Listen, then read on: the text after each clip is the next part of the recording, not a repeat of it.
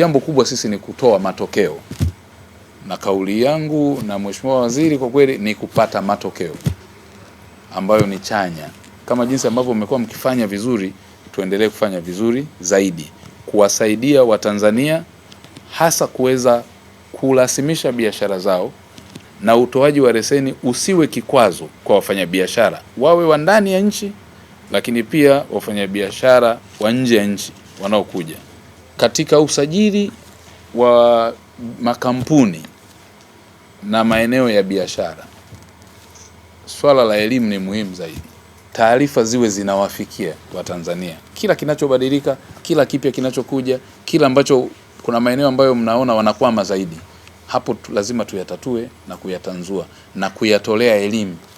Tunaweza tukavitumia kuwapa taarifa Watanzania vijana, hasa ukiangalia kwa sababu sasa hivi hata trend ya nchi yetu focus kubwa iko kwa vijana, na unaweza kuona jinsi nafuu zilizotolewa kwa vijana. Kuna ile 30% ya vijana, ukifungua kampuni anapewa tenda 30% na serikali hii, ya tenda zote za serikali 30% wametengewa vijana.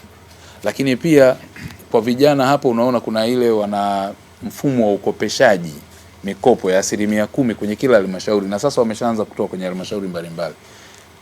Vijana wapo wanaofungua vikundi ambazo ni tunafanya usajili wa biashara, lakini pia inaweza ikawa kampuni wakafungua, na penyewe ni pesa nyingi zinaenda, wakisaidiwa kuratibiwa vizuri hawa kwa ushauri mzuri kutoka BRELA. Sio tu anafungua, lakini akipata pia na ushauri anaweza akawa stable na akachangia uchumi kwenye taifa.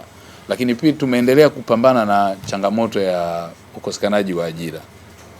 Moja ya matarajio makubwa na matumaini ya Mheshimiwa Rais Dr. Samia Suluhu Hassan ni kuhakikisha kwamba sekta hii ya viwanda na biashara inakuwa ni nguzo muhimu ya uchangiaji wa GDP, pato la taifa. Viwanda na biashara ndio inayoweza kuwa na mjumuiko mkubwa wa kuleta mapato ya fedha. Viwanda na biashara ni nguvu ambayo inaweza kuleta mabadiliko leo makubwa katika dunia. Ninaitwa Loi Mhando, ni kaimu afisa mtendaji mkuu wa wakala wa usajili wa biashara na leseni BRELA. Sisi kama BRELA tumechukua maelekezo ya Mheshimiwa Naibu Waziri na tunayafanyia kazi, lengo likiwa ni kuhakikisha tunawahudumia Watanzania wananchi pamoja na wananchi kutoka mataifa mengine katika taratibu za urasimishaji wa biashara hapa nchini, kwa kuwa BRELA ndio kitovu au mlango wa mafanikio ya biashara.